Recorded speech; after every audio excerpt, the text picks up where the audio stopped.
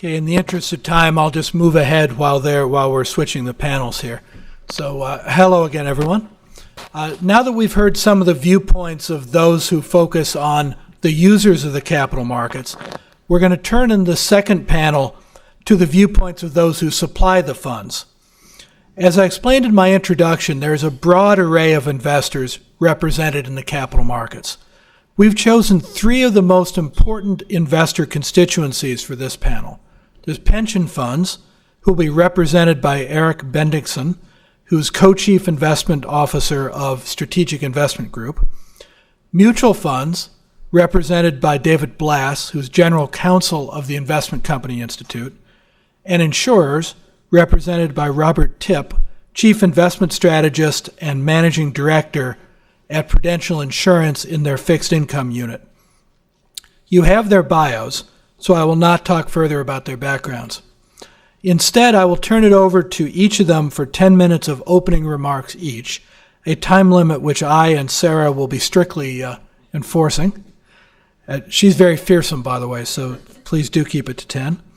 And after that, I will gather up all the panelists up front, as Martin did, and ask a few questions before turning them over to your tender mercies for more questions. So we'll do it in alphabetical order and therefore start with Eric.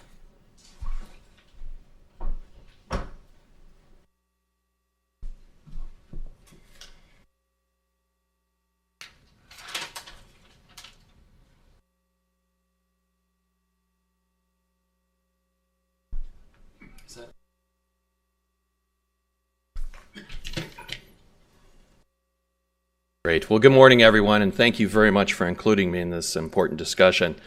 I do want to represent pension funds this morning and talk about the investor community there.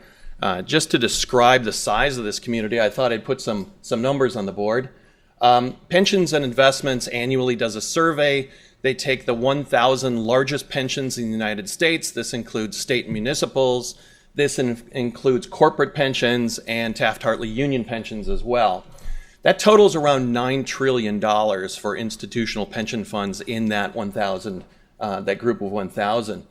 As you can see, the defined benefit plans are about 2/3 of that, and defined contribution about 1/3 of that. And so that number is slowly evolving, but now getting quite significant in the shift from defined benefit to defined contribution. If we extend retirement assets beyond this and include IRAs, a very broad group, that $9 trillion almost doubles. So after we go out outside the institutional group, we get to about 18 trillion. And if we looked internationally, capital markets are certainly global, that number can exceed 30 trillion, although very hard to calculate. So a very large community that I'm part of. So what are we trying to do? We have liabilities. We accrue these liabilities by making promises to our employees to pay their income in retirement. I'm referring to defined benefit from my remarks from here on out. And that depending on how long they work, how much they're paid, what their service is, and how long they live, we can try and estimate our obligation to these employees, what it is we're going to try and have to pay for in the future. We enlist actuaries to help us do that, but we get streams of benefits that will extend out 70 years. So a mature plan paying benefits now has a benefit profile that'll go out 70 years. So our job is to take those assets that we're accumulating against that promise and invest them in such a way that it's very productive to outperform that and meet that obligation over that long-term time horizon. You can see from the chart on the right, the asset allocation. The two left-hand bars are equity allocations, about 40% of the assets allocated there, both domestically and internationally. These are really growth assets. We're trying to outperform those liabilities. We're trying to make up for funding over what is a very long time horizon that we have available to us. For diversification, there's quite an allocation to fixed income and for other purposes that I'll get back to in a minute. And then on the right, additional diversification, but into alternatives such as hedge funds, private equity, real estate, other. A bucket that could catch almost anything that could provide a productive return to us and diversify the portfolio. One other element in pursuing these returns is not just access to the capital markets, but active management. So often a pension fund will hire outside managers, not just to participate in those capital markets, but to outperform. And particularly on those right-hand side columns, that's where the most active management is available in those asset classes. And lastly, liquidity. We have a very long-term horizon, and we can afford to put some of our assets in illiquid investments. So private equity and real estate can tie up capital easily for 10 years. Diversified return-seeking assets, and that if we look again at that bond portfolio, not only are we seeking different returns from the capital markets in the alternatives, private equity and real estate, but fixed income for a pension fund is actually very different from the broad fixed income market as well. So I said that we had liabilities in 50 to 70 years. We want to match our holdings of those fixed income to reduce our risk against those liabilities by holding long duration fixed income assets as well. So again, in a very specific corner for a core part of that fixed income portfolio versus the broad investment market. So when we think about the valuation of liabilities, they're discounted back, that long stream of benefits, to today's value or assets against that liability number. That discounting rate is taken from the bond market, and as interest rates change, so do our liabilities, and so we want to try and hedge that. A very different point in pension management, and one that's evolved quite significantly since 2006 in the Pension Protection Act. So an allocation of 40% fixed income, gone up about 15%, and as interest rates increase over time, we expect that funded status will follow, improve, and you'll see even higher allocations to fixed income in pension assets going forward.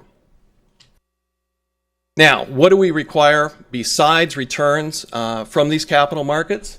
Well, we also need liquidity. So as a pension investor, we obviously have to make benefit payments very regularly. That can be a very small amount of liquidity. Any mature pension fund could pay up to 8%, but typically it's around 4 or even as low as 1% in annual payout of the fund assets. But it's significant that we always make those checks. People are counting on it. More importantly, though, when we think about how we're managing our risk, we have to be able to move the assets to the right risk profile, the right asset allocation that we're seeking. And in doing that, we need to shift assets in much greater size. Right now, the Japanese government pension fund is reallocating their assets. It's a $1.1 trillion fund, maybe even a little larger now. And they are moving almost 25% of their assets out of Japanese government bonds into global equities. So that's $250 billion they're trying to move. So these large amounts of money that were discussed earlier, markets are very open for business. We certainly think there's a footprint there, but it is being done very effectively. On the other hand, to the other end of the spectrum, when we go back to 2008, we know there was a period in which capital markets shut down completely, and particularly the fixed income markets and high-grade fixed income. So a core part of that 40%. At the worst of it, it was very difficult to make a $20 million liquidation. So if you're a very large pension fund, that's 1 month's worth of benefits. So to get money out of those markets was extremely difficult, and at times went from 3 or 4 basis points of transactions cost to upwards of 5 percentage points. So the breakdown, the seize up of those markets is very important. So markets certainly open for business now. One of the concerns that we certainly have going forward as we shift to a more fixed income focused asset allocation is just what Hugh mentioned. There are certain elements of the fixed income market not coming to bear right now, but in the event of an episode, could be significant in terms of getting that liquidity. So not here to tell war stories, but just to highlight as fixed income in general is pensions in general are moving to a more fixed income oriented asset allocation and a higher level of understanding of risk and management of risk, all very good things. We see that these markets have to cooperate in providing those tools very efficiently. Thank you.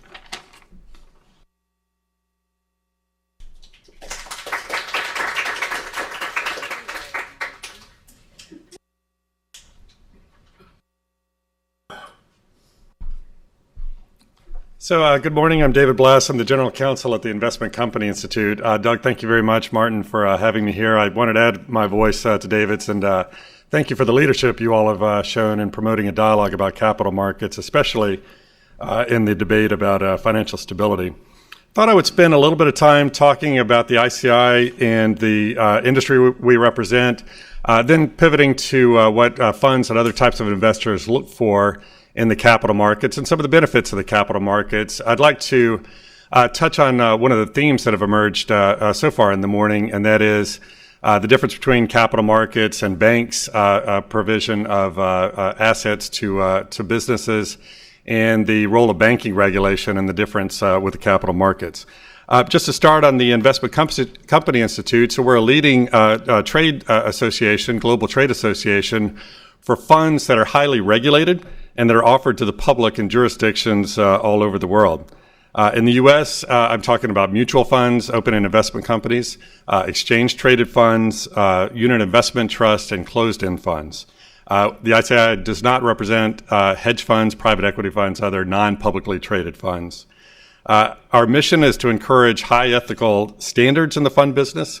We promote education about funds in general and fund investing, and we work to advance the interest of our regulated funds, shareholders, directors, and advisors. As it happens, this year is our 75th anniversary, both for the ICI and for the modern fund industry. Since 1940, when the Investment Company Act of 1940 was enacted, that's the foundational document for our industry, we've had a fairly successful run of it. I think earlier we talked about a difficult regulatory environment. We actually, over the 75 years, have benefited from a very strong regulatory and legal framework that's really promoted orderly growth and innovation in the regulated fund industry. That might be because it's not been a particularly fragmented regulatory system. We've benefited from oversight by the Securities and Exchange Commission over that time, and they've done an absolutely admirable job regulating our space. Now, that may change going forward. We certainly are seeing a host of other regulators express interest in the regulated fund space, and I'll talk a little bit about that.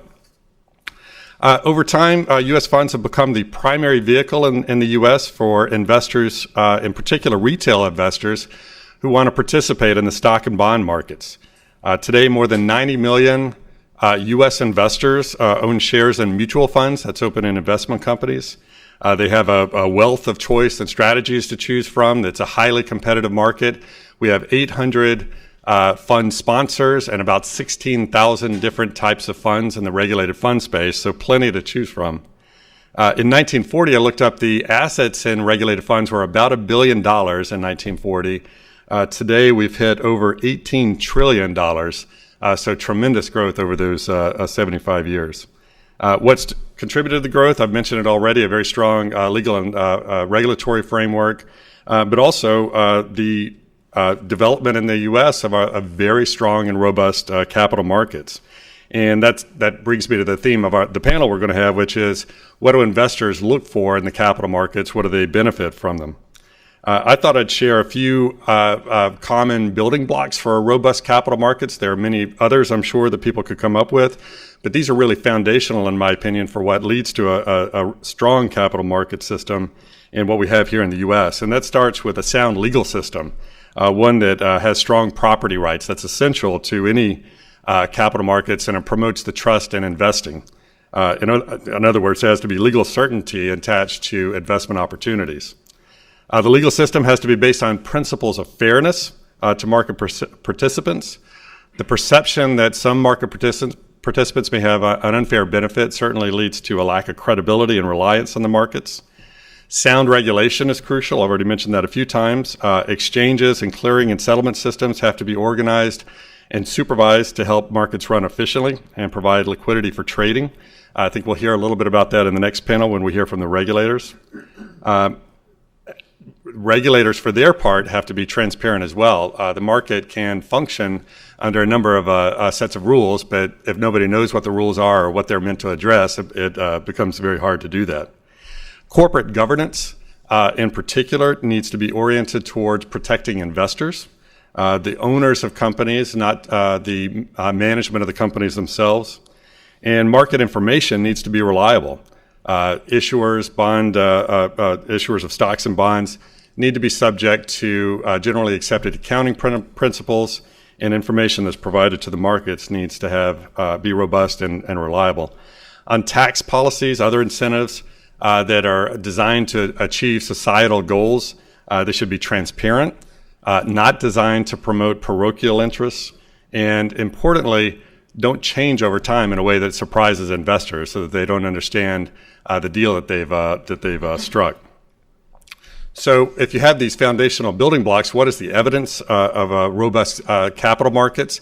I think we have that in the U.S. We have a host of products and investments that meet investment objectives and investor needs, a wide range of market participants to take the other side of a purchase or sale, a particularly deep and resilient market, one that can accommodate large trades without disrupting the markets is particularly beneficial, and we have that certainly in the U.S. in many pockets. But with those benefits, we have others that are to the benefit of the economy as a whole. So what do robust capital markets bring to us as an economy, as a nation? I thought I'd flag three. They bring efficiency, economic stability, and economic flexibility. And here I'd like to pause and just return to the discussion about the role of banks versus the capital markets. They provide very different services. Banks are obviously a very important player in the U.S. economy, but the capital markets are an extremely important player, but they function differently. And I want to pause on that and come back to that because we have a debate in the U.S. right now about whether or not bank regulation or bank-like regulation should be extended into the capital markets, which frankly would fundamentally change how our capital markets operate today. So on the benefits of our capital markets are just more efficient than banks. The historical provider of credit to companies, to borrowers, is banks, but investors who provide capital to businesses and enterprises and households that need funding increasingly are relying on the capital markets. Just one example, capital markets distribute risk more efficiently. Each issuer of a stock or bond has a unique characteristic of risks and rewards associated to them. Likewise, each investor has his or her own unique risk profile, looking to match up their tolerance for risk for their desire for a reward. Just a simple example of this, younger savers tend to invest more heavily in equity securities. They are more tolerant, they have more time to tolerate down markets and the volatility that comes along with equity type investments than older investors who generally invest more heavily in fixed income. Developed markets promote economic stability. They provide immediate feedback both to corporate issuers and policymakers. There have been some studies that have shown that, coming back to a discussion earlier, that had the economy relied even more heavily on capital markets, it may have withstood the financial crisis of 2008 more steadily. Alan Greenspan, of all people, said that the toxic assets of the financial crisis, mortgages and mortgage-backed securities, if they had been held in mutual funds, may not have led to the same contagion that we experienced in that financial crisis. And the third factor that I thought I'd mention is economic flexibility. Now, we've heard another theme emerge today, which is, do small businesses have the access they need to the capital markets? Are they able to rely on the capital markets sufficiently? I don't think, though, it's a debate or a controversial statement to say that risk-tolerant equity investors are better equipped than risk-averse banks to finance groundbreaking new ideas that lead to innovation in our real economy. So from our perspective, greater efficiency, economic stability, and economic flexibility are real advantages of the capital markets. We see that all over the world. As Doug mentioned, the EU is promoting a capital markets union just to realize some of those benefits. We do have a real debate, and it's a debate that Hugh referred to earlier, about the role of financial stability regulators in our capital markets. We welcome a discussion about the asset management industry, in particular the regulated fund industry, and whether or not there's systemic risk there. From our perspective, we're of the strong view that if you look at the data, and we actually have an historical record to review, including in fixed income, high yield bond areas, that if you look at the historical record and the structure of regulated funds and managers, you'll come to the conclusion that there is no need for designation as systemically important financial institutions for those regulated funds and managers. And I hope that we can have a little bit of a discussion about that on our panel. Thank you very much.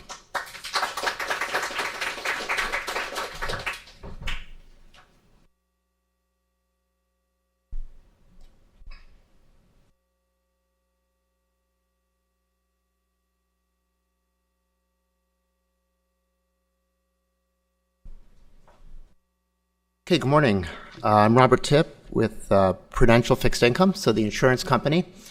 I'm in the investment management part of the insurance company, and more specifically in the public fixed income area. So we invest in bonds for a range of investors, as I'll discuss, and people at bonds also do currencies. And I'll go through my materials fairly quickly.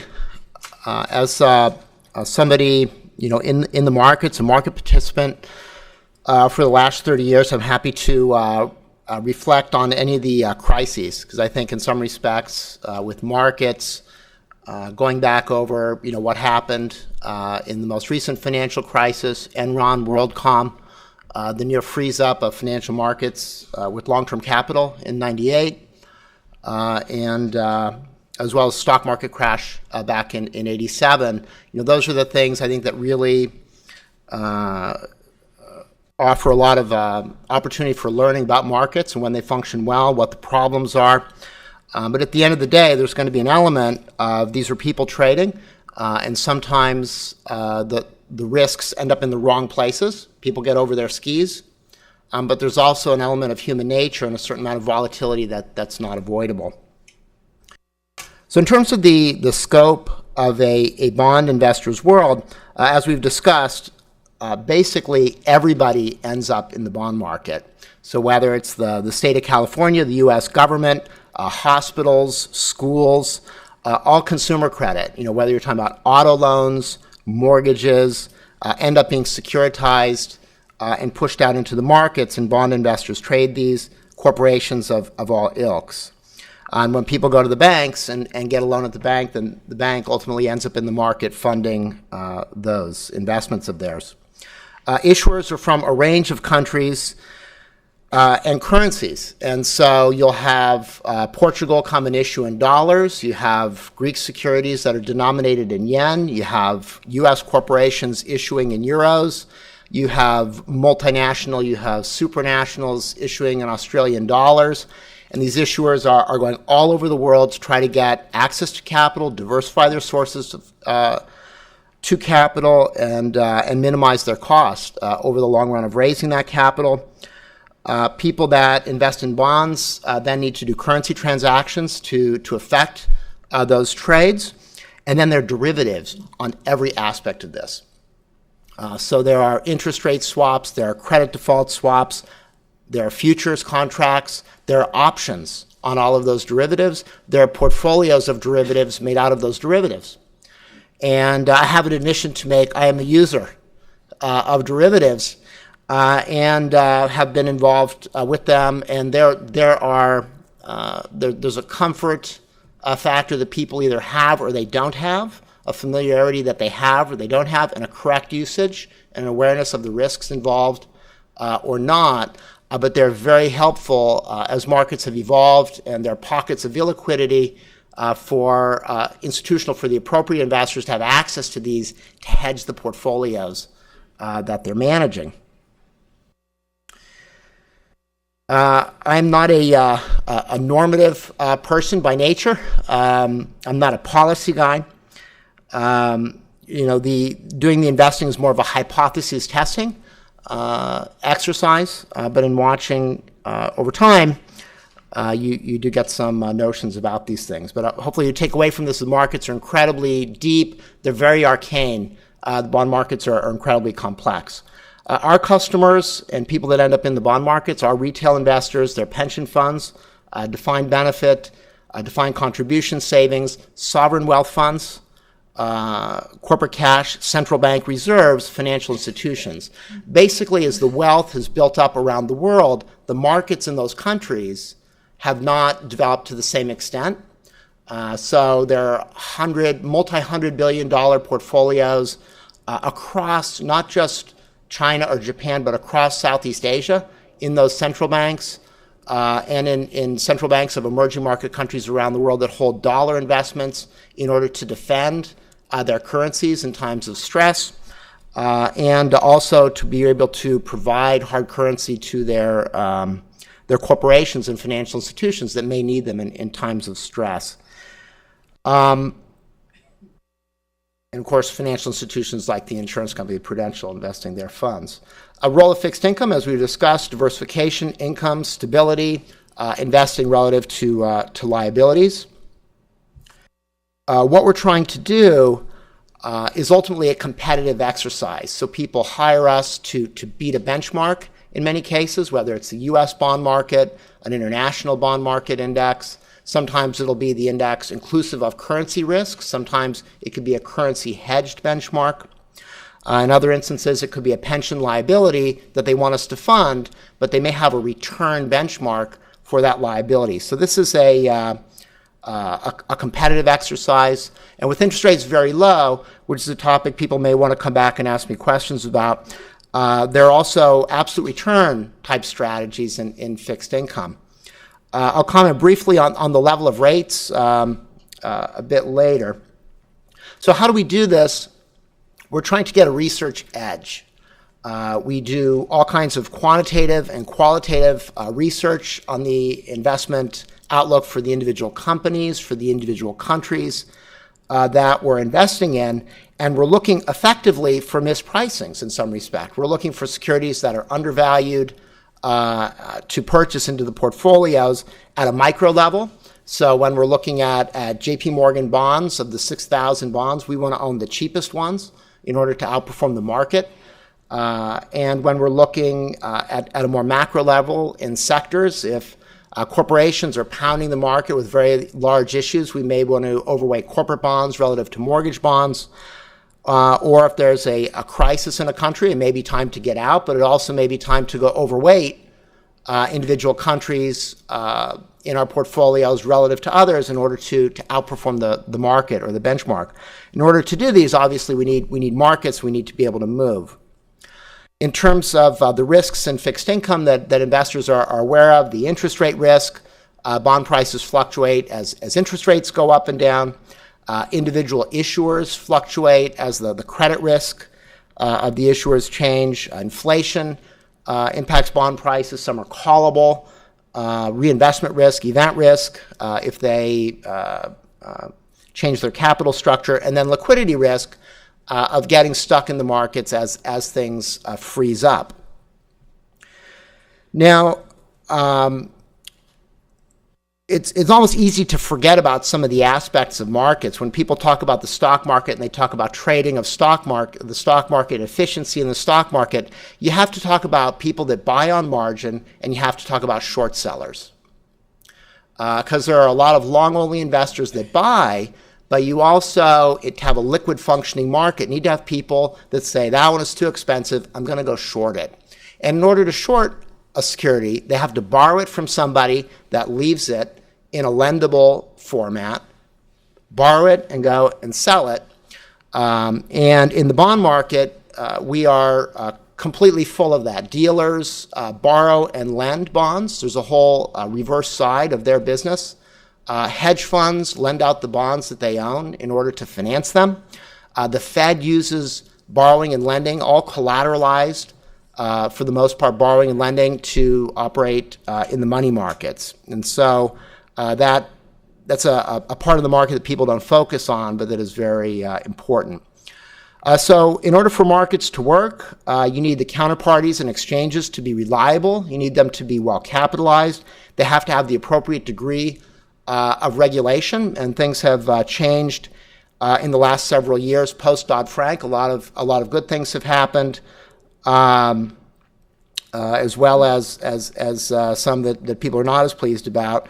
And obviously, the flow of information needs to be reliable, and the transmission of that needs to be fair to create a level playing field. So happy to take questions later. Thank you very much.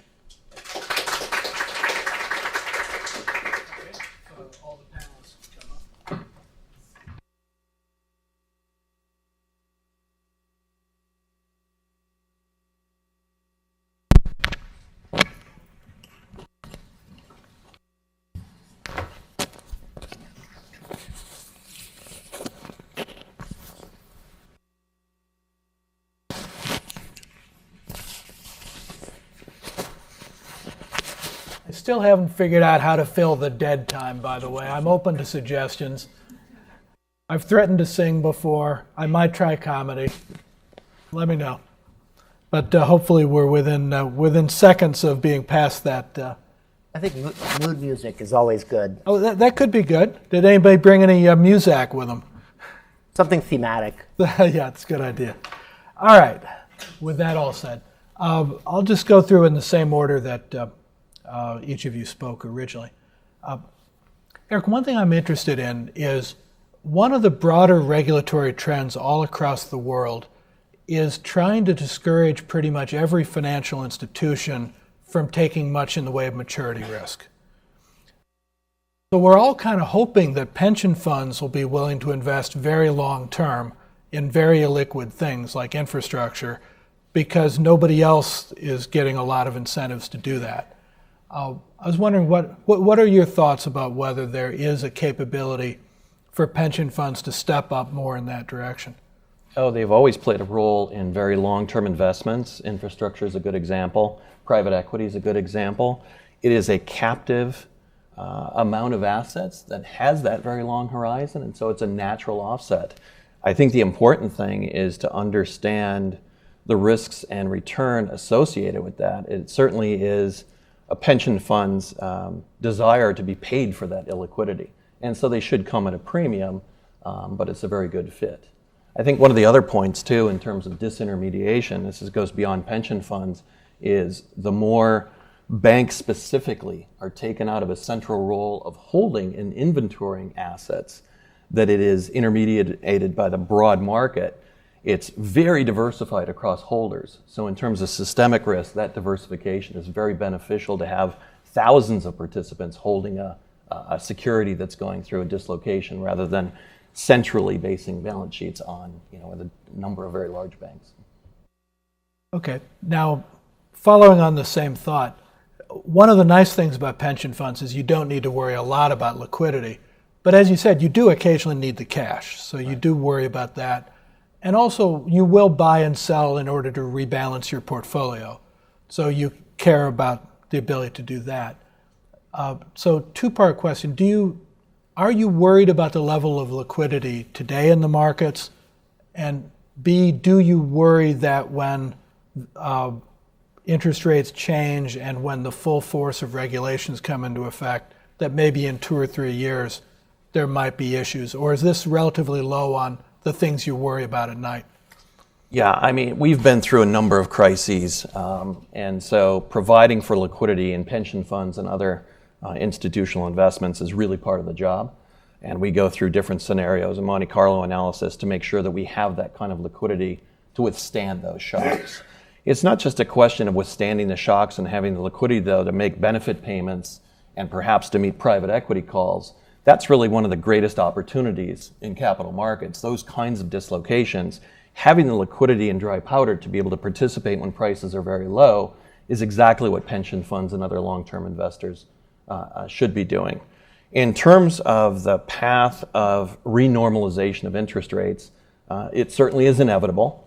Certainly going to be debated in the markets every minute of every day between now and when we achieve it. I think your comments will probably be more beneficial in that regard. But it's necessary, and you have to remember that pension funds are in a unique situation. At the same time, we hold fixed income assets, rates go up, they're worth less. Our liabilities are probably 2 to 3 to 4 times the amount of interest rate sensitivity in that regard as our assets. So interest rates going up, our funded status, all else equal, will improve quite dramatically, provide us higher rates then to make that shift into fixed income assets. 2013 was the version where this happens in a very good way. Equity markets were going up.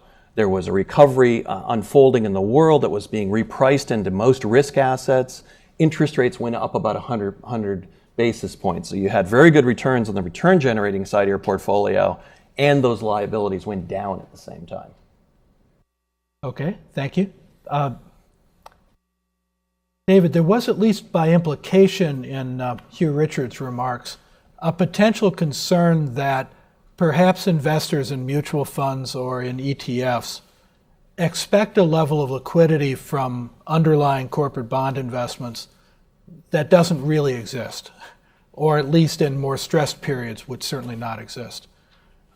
And you've also alluded to the financial stability concerns that a number of regulators other than the SEC have been raising of late, the Fed and at the international level. Do you think there is a risk that there's a significant misperception of the level of liquidity truly available to retail investors when they go through funds? So a couple of responses. First of all, there have been a number of questions about this very topic. So mutual funds are subject to daily redeemability. As you all know, if you've invested in mutual funds, you can put in a redemption request. The regulations that apply to mutual funds require that you receive your proceeds back within 7 days of your redemption request. The 40 Act has, and the regulations under the 40 Act have a number of constraints on how mutual funds are operated to protect investors. One is there's no leverage to speak of, so there's no debt borrowing to speak of for mutual funds, so they're pretty much 100% capitalized. The second is they have to invest largely in liquid assets, so there has to be a determination that the vast majority of the investments in a mutual fund are liquid. Putting all of that aside, yes, mutual funds invest in the fixed income markets, high yield markets. There are concerns about raising interest rates. But we've been through this before. This is not the first time this has happened. You just mentioned we've had a number of stressed environments before. And we actually can look back at a pretty robust record and observe behavior over the course of those prior events. So 2007 to 2008, we actually, in a recent letter to the Financial Stability Oversight Council in response to a series of questions about the asset management industry, went back to 2000 and looked at the experience specifically with high yield bond funds for meeting redemption requests. And what we found was there really weren't challenges during those events for meeting redemption requests. There are a number of factors why. Some of them are due to the regulations that I just mentioned, but a few others are structural in nature. So one is because mutual funds are not leveraged, they are valued on a daily basis. As prices in the instruments underlying the funds decline, the percentage of cash holdings as a percentage of the fund's assets actually increases. So one challenge fund managers have is staying with their stated investment objectives because in declining asset prices, they become a little cash heavy. And to your earlier point, those events actually offer opportunities for investing. So what we see are funds not just selling securities at any point in time, but also buying. And during those stressed environments, 2007, 2008, there actually were fairly strong purchases by the funds matching sales. So for a combination of factors, the fund industry's been able to weather really stressed environments, including rapidly raising interest rate environments and meeting redemption requests without problem. Could I add a couple thoughts on the liquidity? I'd point out the volume in the bond market is a multiple of the volume that transacts every day in the stock market.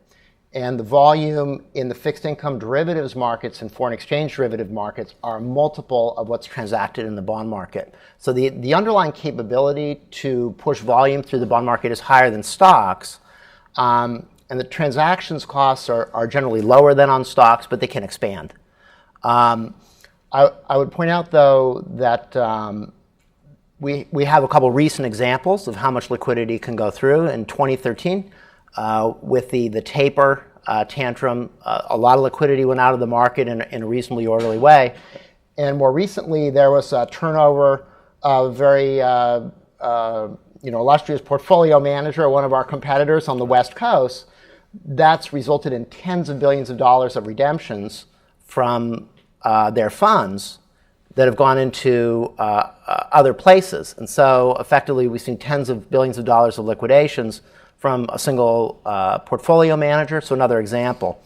So I think the test will come when you get the confluence of other buildups of leverage in the system, a shock event, and then you'll have,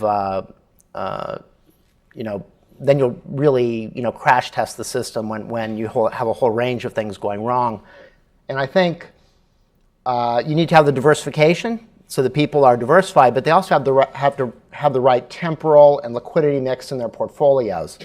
If they have all of their assets in stocks, which have lost half their value 2 times in the last 16 years, the liquidity and volatility, is you're not sure what you're going to have in a pinch.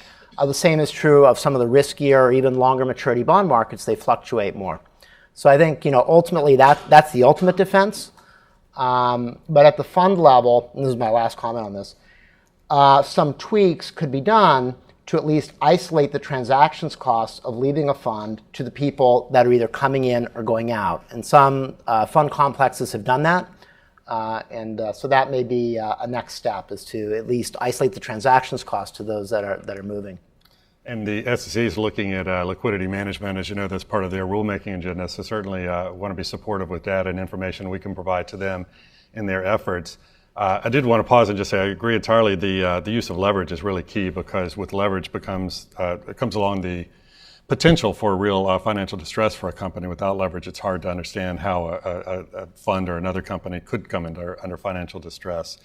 But this debate assumes some hypotheticals.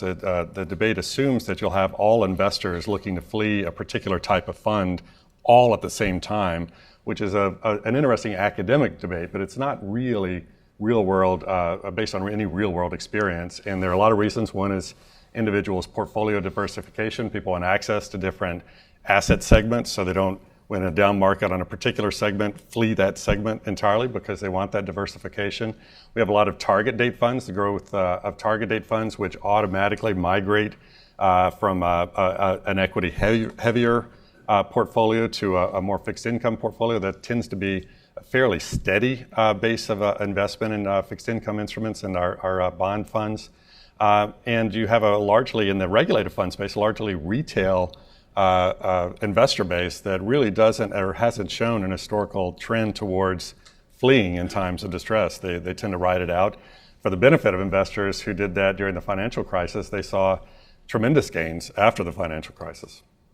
I will say that while I agree with much of what you said, you've had a little bit of a tendency today to caricature how regulators are looking at things. So let me just make clear, they're certainly not solely worried about everybody fleeing something. They're worried about, say, 20% of the investors trying to flee from a sector at one time and all trying to get through one narrow door, or even 10%. So I don't think it's quite as simple. Well, fair enough, but I guess my point is we actually have a track record to look back on, and if you're going to stress test, it's important to look back at the historical record. I do understand that, and that's going to be my second point. Well, again, I have a lot of sympathy for what you're saying.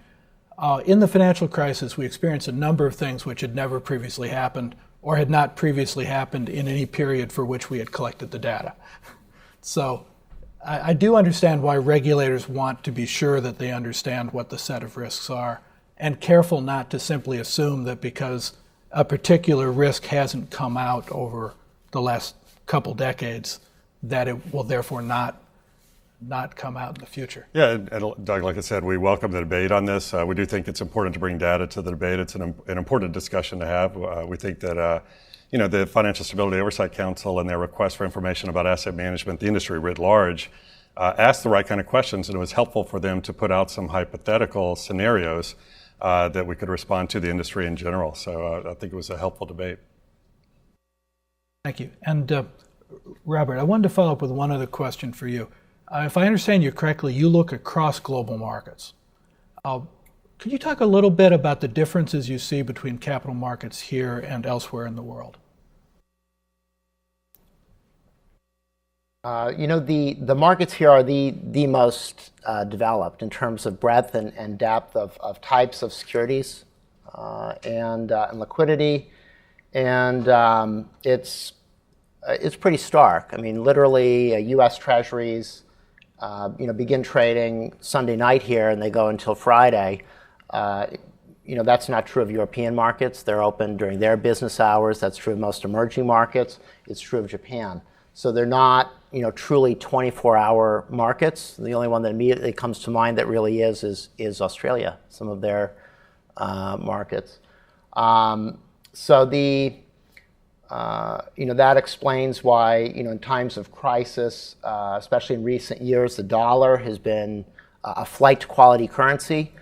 The one thing that you can move in reasonably large size, even in times of crisis, are U.S. Treasuries and U.S. Treasury bills, and they trade in very large size. The derivatives markets are very important. There are scads of U.S. Treasury bonds, but there are futures contracts that trade versus those, and they create a situation where it's very hard to squeeze an individual issue. And these things are very rare. I mean, the German Bund market has a few futures contracts, but most places might have one point of the curve where they have a futures contract. So the comparison in liquidity is very different. Some of that is for reasons you may not want to have. And the U.S. is a very large issuer, so they have to have the most articulated, predictable, regular issuance schedule, and it develops all of this infrastructure with it. But that ends up being, generating some public goods, namely a backbone in terms of pricing that literally the whole world comes and uses in order to price and issue their securities. I mean, if you went back, 100 or 150, 200 years ago, that would have been the sterling market. And if people wanted to borrow, it was all centered there in sterling. Now the dollar is really the predominant market. Europe is the next biggest one, and it's rising. But as we heard earlier, it's very heavily banked, so there's less activity in corporate bonds, although that's all improving. And then it goes down pretty steeply from there. Okay, thank you. I want to give a chance for the audience to ask some questions. And as before, please identify yourself and your affiliation. Please make sure it's an actual question. And let's proceed from there. Thank you. My name is Jim Angel from Georgetown University, and several speakers have mentioned the balkanization of corporate bonds and that there are so many different issues, even from the same issuer. What can be done to reduce that? What can be done to standardize bonds so that there are less details of stuff that might be hidden deep in the documentation? Or what can be done to standardize issuance, for example, reopening old issues rather than coming up with a brand new separate issue? So what can be done? Thank you. He's looking at me. Well, I would. Why not? Obviously, there's questions from the issuer side as well, but it'd be interesting to hear the investor perspective. Sure. I don't see it as a problem per se. The issuers are looking at the best way to issue and to create, and in the long run, that requires a certain amount of liquidity in their names, but there's also a certain opportunistic element that they want to issue where they can get the cheapest money. And so I wouldn't, on the one hand, I wouldn't look for any particular way to drive issuers to create more liquidity in their bonds. The one thing that I've expected to happen that hasn't happened, and this is going to be a little bit difficult to follow in the corporate bond market, is for that to develop along the same lines as the Treasury bond futures market. So the Treasury bond futures market, if there's a bond future, there's a set of Treasuries that can trade versus that. And so if I'm a Treasury trader and somebody comes in and hits me or wants a bid on a big block of Treasuries, I can trade the basis between that bond and the futures contract. And so that gives me the entire liquidity of the futures market as well as whatever I'm seeing in the broker screen for the Treasury bonds in order to affect my transactions. What I would have expected to happen with the advent of the credit default swap market. So while there are all these bonds and JP Morgan has 600 bonds, I can trade the risk of JP Morgan defaulting as a single entity, which is one of the main risks in a corporate bond is the default risk. So, and that trades at different terms. So I can buy protection or sell protection on JP Morgan for 1, 2, 5, 10, 20, 30 years. If liquidity became very high in the CDS, it would be possible when anybody came in for a bid or an offer, they wanted to buy or sell a given corporate bond, for there to be a basis market between the CDS protection and the corporate bonds. But the problem is that there are a lot of moving parts here. So the financial institutions that previously have been inventorying bonds, namely the banks, And that for corporate debt, obviously that's a new exercise. When I started in the business, the banks were not inventorying corporate bonds. It was not as heavily inventory to market. Are regulated to hold very low positions. And so the liquidity in the market is going end user to end user. And the derivatives, the individual CDS, credit default swap market, became incredibly illiquid in 2008, and people are really afraid to trade that. In Europe, there are rules against shorting credits. And as I mentioned, you need to have both sides of a market. But with the European sovereign crisis, they made it illegal to short European bonds through directly or through credit protection. But if that market developed into a very liquid one, I think that would increase the liquidity. But I would leave it to the markets for people to figure out what's the best way, because it's in the interest of the issuers really to optimize that, I think. Okay. Let's go back about halfway. Thank you. Donald Myers, this is a question for Eric. As you know, there's been major changes in the pension structure of pension plans and the makeup of the pension market over the years. A large decline in defined benefit plans, very few being formed, companies continuing to terminate or freeze their defined benefit plans. At the same time, a huge increase in 401k plans. In the last few years, substantial rise in IRA assets, which now exceed defined contribution plans and will continue at a high rate with the baby boomers retiring. My question is, what, if any, is an IRA market is to a large extent a retail market. To what extent are these changes affecting the capital markets and the general view of pension plans as long-term investors?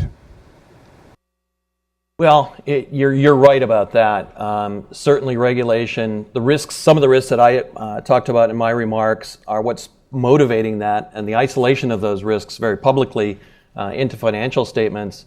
Corporations are stepping back from that liability. And so we do see this very slow migration. It will take some time for this to happen.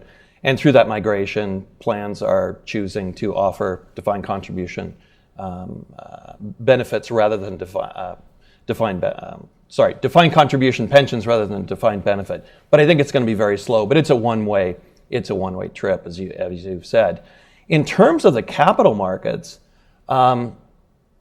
I think that there's two ways to answer this. One, defined contribution is limited into what they can access. And so when we talk about more peripheral markets, I think the capital is, by migrating to defined contribution, migrating away from those peripheral markets as well. I think you'd agree with that. When we look at private equity, per your comments, what hedge funds do and the ability to actually put that kind of investment technique into a registered mutual fund, it just doesn't exist. There is still plenty of capital out there, though, to fill gaps, and so we're not seeing anything material in terms of pricing or the way that markets are moving, in my mind. But I also think that there's a strong impact on the ultimate decision maker. And as defined benefit plans do migrate to defined contribution, we're pushing a governance structure that is held to a very high fiduciary standard, still through the corporation having to bring some of that governance to defined contribution, but ultimately a lot of individuals with a lot less financial expertise making more decisions and having more risk on their own longevity as opposed to large pools of shared longevity risk, which exist in the defined benefit schemes. You wouldn't happen to be a proponent of defined benefit plans, would you? There's a lot of benefits. There are a lot of benefits. I would agree with that. So we had a question up here.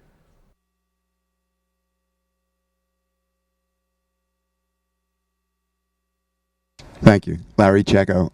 It seems like a lot of the discussion is focused around growth versus consumer protection. And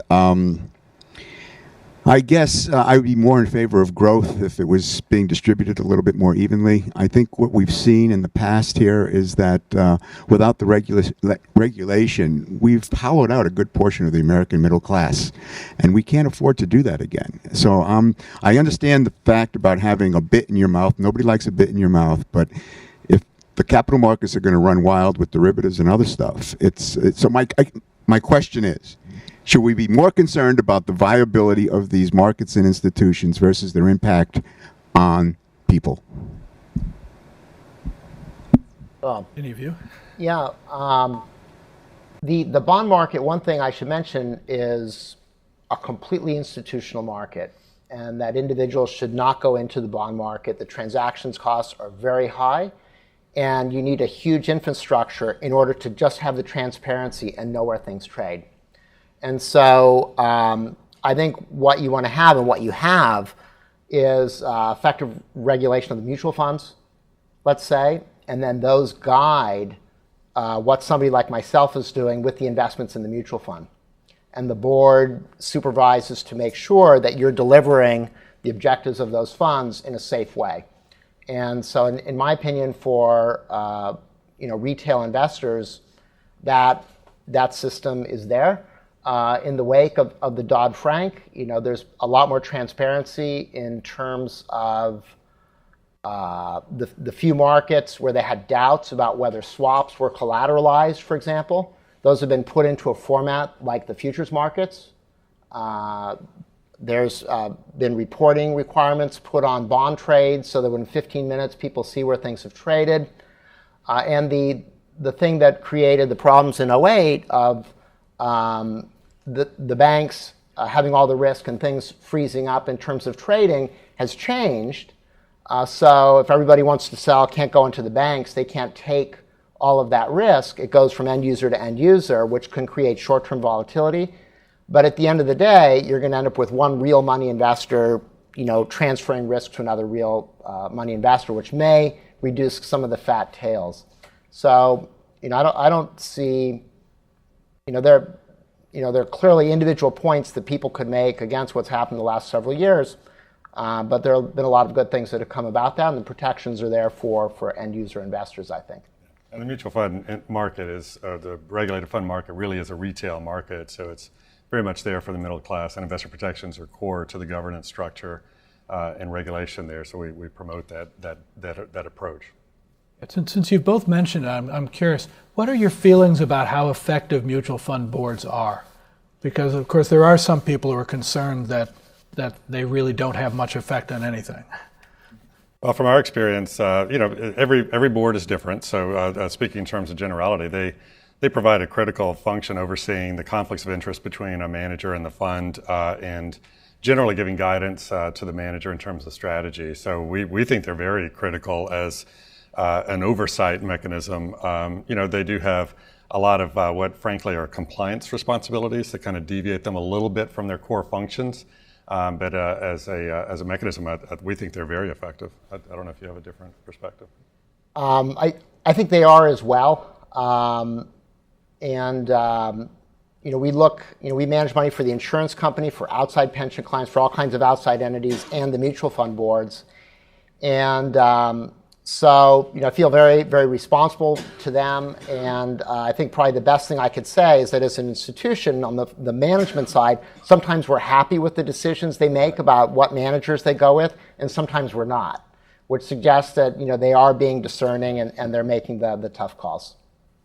Okay, and then one final question in the middle there, and then we're going to give you guys a break, actually. And Valencia Press.